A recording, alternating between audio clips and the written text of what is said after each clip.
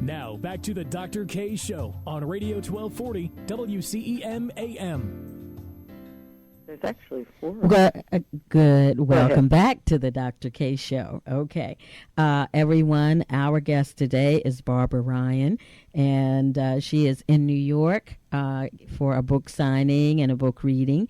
She's originally from Oakland, California. She was an attorney during the 1970s with the United Farm Workers Union, and she's written a book called Tell No Lies, and she is the poster girl for activists, because she has been in a lot of situations where she's seen some sort of injustice.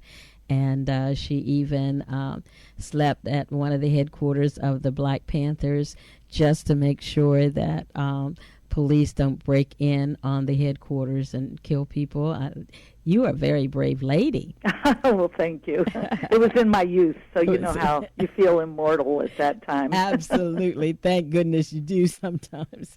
Okay, but she's going to talk to us in this segment about a couple of things, and one of them, I want to know about the Farmer Workers Union.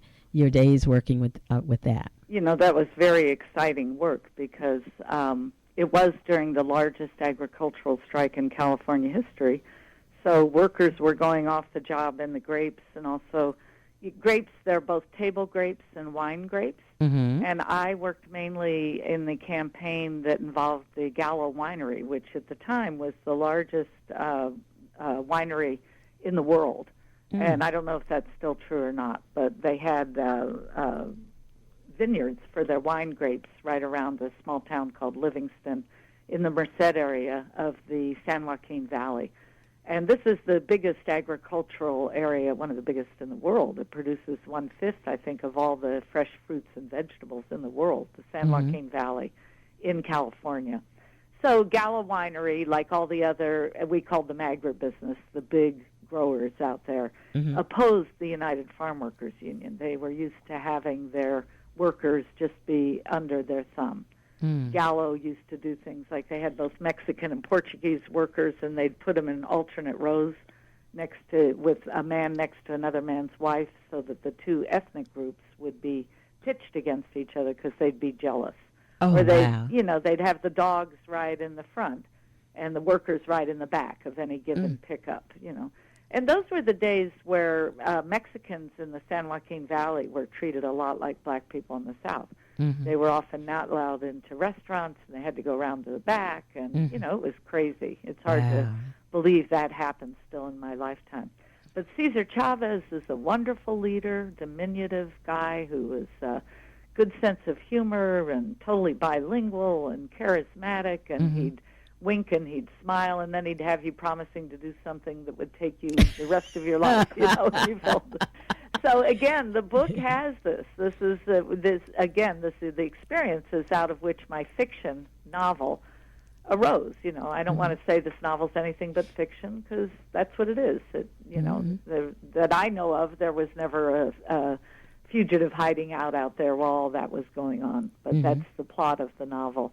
Very exciting times. The farm workers movement in California was a lot like the civil rights movement of earlier days, slightly earlier days, in that the reason the farm workers won, and they did win, they got contracts, union contracts, and they got a law that allowed them to organize, because I don't know if people know this, but the original law that allowed people to organize unions, called the National Labor Relations Act, in this country excluded two huge categories.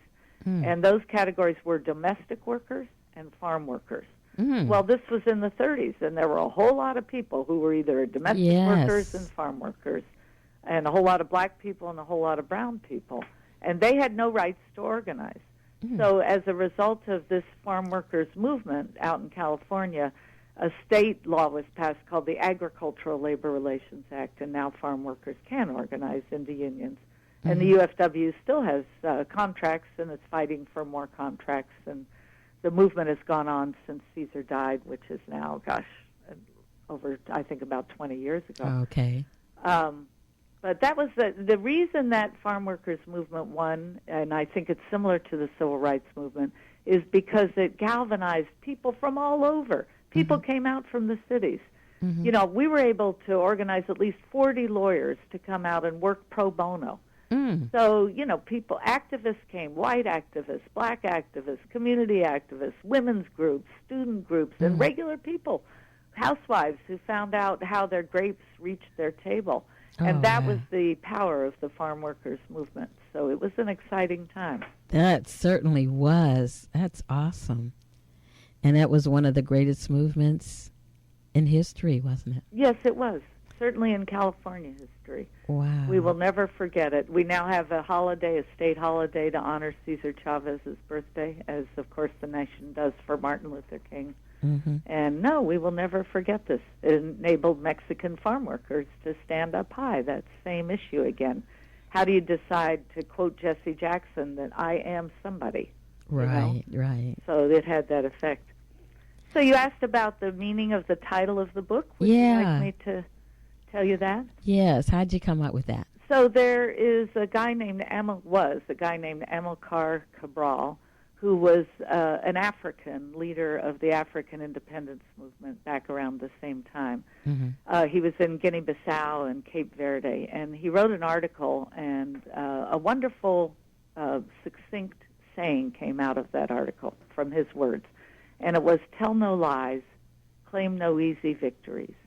And so that's the origin of the title. And I think this book will interest your listeners because while it's a page-turner and a love story and set in a pretty exotic locale with a combination of people that we don't usually read about, it's also about the subtle difficulties in everything I've been talking about.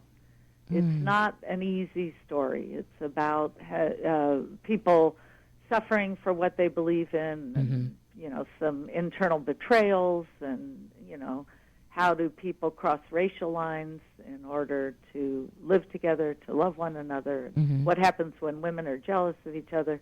So it goes into these areas where I think it's important that we tell no lies and we claim no easy victories.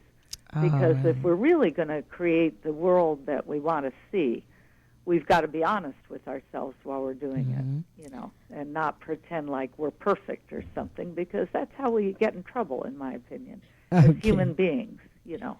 Yeah, that's true. That is very true. Now, I'm going to sidebar for a minute. I want everybody to know that you married your student. Dr. K asked me how I met my husband, and I was telling her that after I worked for the Farm Workers Union, I taught law for 10 years.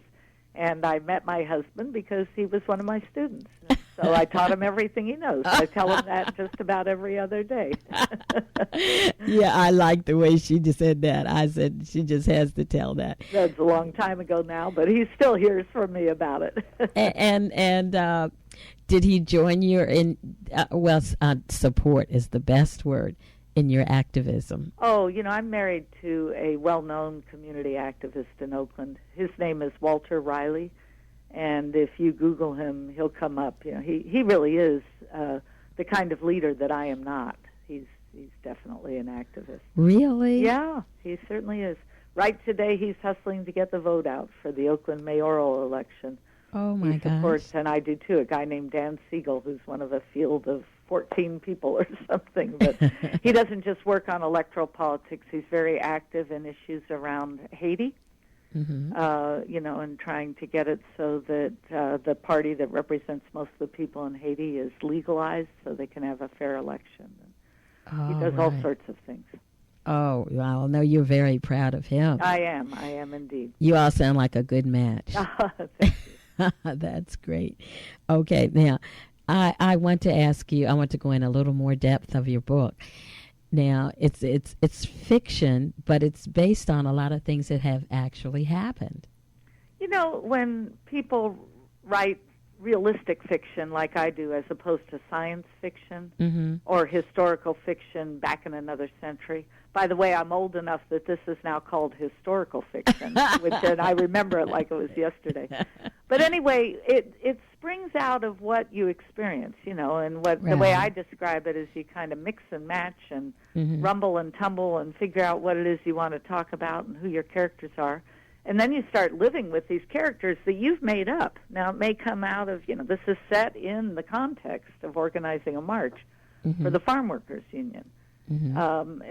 It came out of something I lived. Okay. But I also made it up. I made these three people up. Okay. Each of these three people has part of me in them, I can tell you which ones.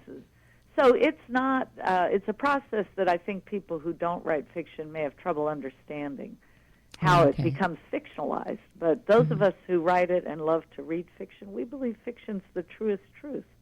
Because you can go way inside because you make it up. You can go wherever you want to. Okay, so it starts in the setting something like the Farm Workers Union. No, it actually starts in Oakland and Berkeley when James has to leave town all of a sudden, and he knocks on the door of his friend Carolyn's house and needs her help. I'm going to be doing a reading from Tell No Lies right in your area, and it's at a place called Busboys and Poets. Oh, yeah. It's in Hyattsville. It's 5331 Baltimore Avenue. It's a wonderful bookstore. It's got an entire giant room devoted to Langston Hughes, named the Langston Hughes Room, and it's got a good restaurant.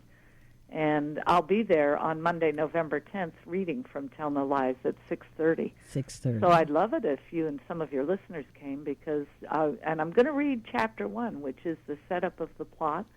And that's what I'm really interested in. I want to get that plot so that it'll stick into my mind. Right. And what's that street address again? Oh, let me see here.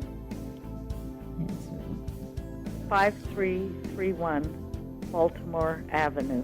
Baltimore Avenue. In Hyattsville. Okay. Now we're going to go to break from here, but when we come back, there are two things I want to do. I want you to give us a part of that reading so somebody else might want to go there and tell us how we can get your book, okay? Okay. Everyone, you are listening to the Dr. K Show on Radio 1240 WCEM AM, streaming at mtslive.com, and like us on Facebook.